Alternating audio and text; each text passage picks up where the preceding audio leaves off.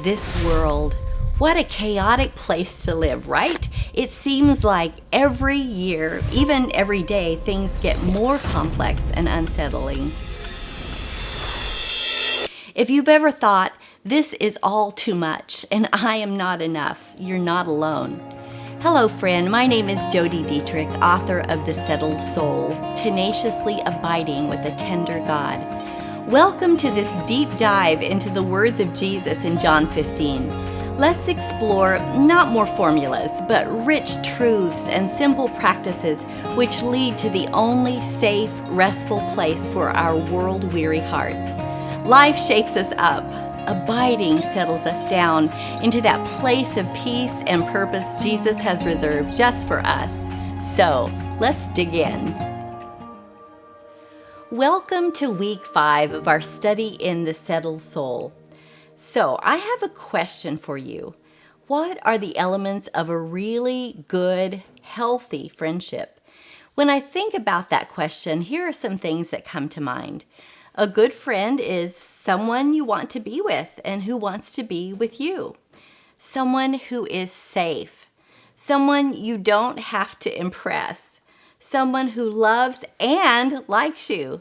Someone who defends you, who's got your back and your heart. Someone you confidently confide in. Someone who will treat your friendship as valuable, investable, and reciprocal. And I want to add one more to this list. Someone who comes back for you when you've mismanaged the friendship. Our theme for this week's study is Friended by Jesus. Have you ever been in a group when someone's telling a joke and you're the only one who doesn't get the punchline? Ever felt like the odd duck, the slow adapter, the one who's not quite with it yet? Ever felt like someone else's reality was just a vague dream to you? Well, there was a man like that in the Bible. In fact, he was one of Jesus' 12 disciples, someone Jesus had friended. In fact, in John 11, we hear the ever-gloomy Thomas telling this group of friends they might as well all go and die with Jesus in Bethany, where his enemies were waiting. You've got to admit, though, that's a loyal friend, even if he sounds a little like Eeyore. In many ways, he was the odd guy out. I like to think of this story as the problem of the absent twin. You see, his name Thomas literally means twin. Yet, he often seems like a misfit, a loner when it comes to faith. There's a story about Thomas in John 20:19 through 31. It all started on a Sunday with a group of discouraged disciples who had pinned all their hopes on a man named Jesus. But this Sunday was like no other before or after. It was the Sunday Jesus had conquered death and was raised to life. How strange, though, that the very day of resurrection was still a day of fear, even for the friends Jesus had confided in, because they didn't really believe yet. They hadn't fully understood what he had accomplished. So there they were, hiding in a locked room when Jesus appears in the middle of them, sort of a reverse escape room. By the way, it's really hard to lock Jesus out. I wouldn't recommend it. He offers them peace and proof and purpose and power before he leaves. We could talk about that all day.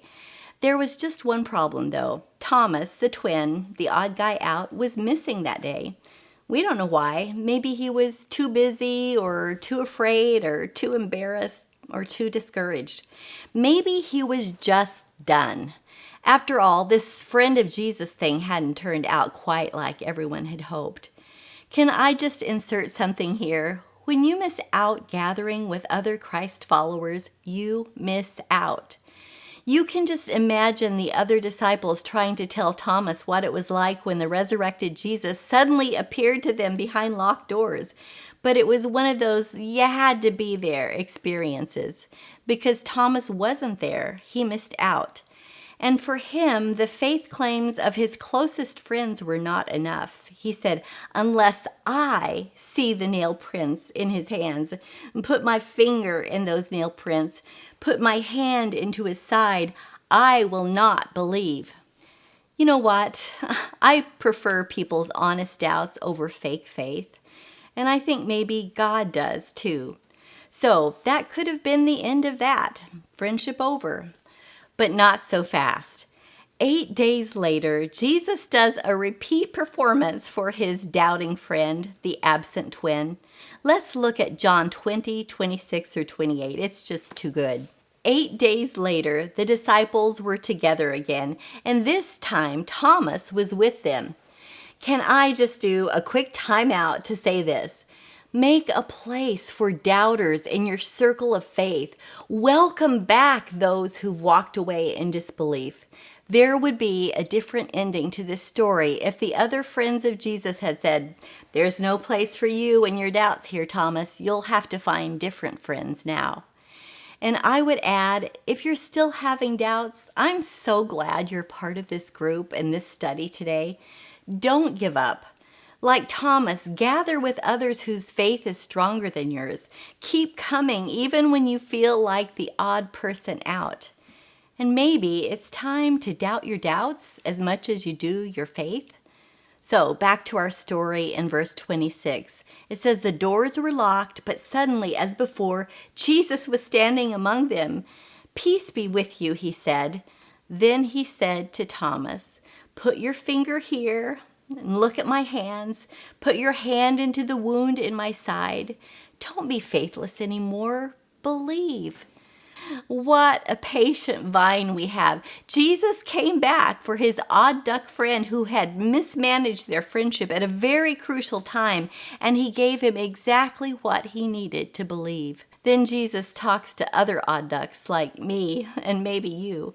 First, he says, in essence, to Thomas, look, it took all this to have you believe, but a greater blessing is reserved for those who will never physically see, never put their finger on my scars or put their hand into my wounded side, but who still choose to believe.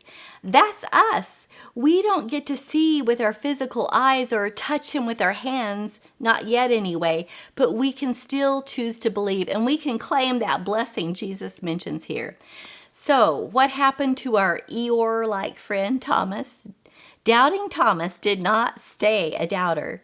When his kind friend came back for him, all that Jesus taught by word and example over the years clicked into place, and to his dying day, Thomas became an outspoken advocate for his friend Jesus.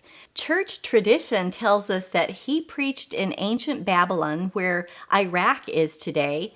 He traveled to Persia, which is present-day Iran, and continued to win disciples to the Christian faith.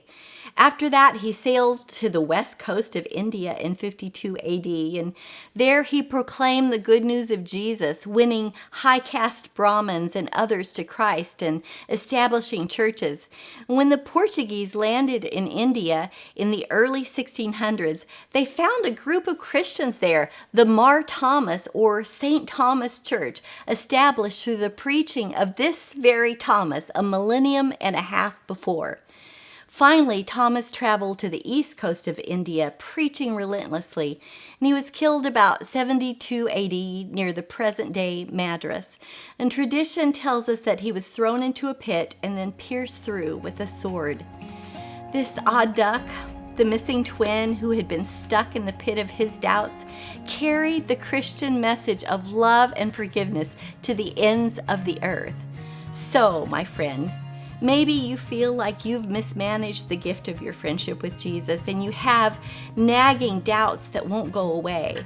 Or maybe you have someone like that in your family or your circle of friends. And I want to remind you, Jesus goes back for the doubter, the one who struggles to see what others see, to believe what others believe. I'm praying for you, and your friend Jesus, he's coming for you.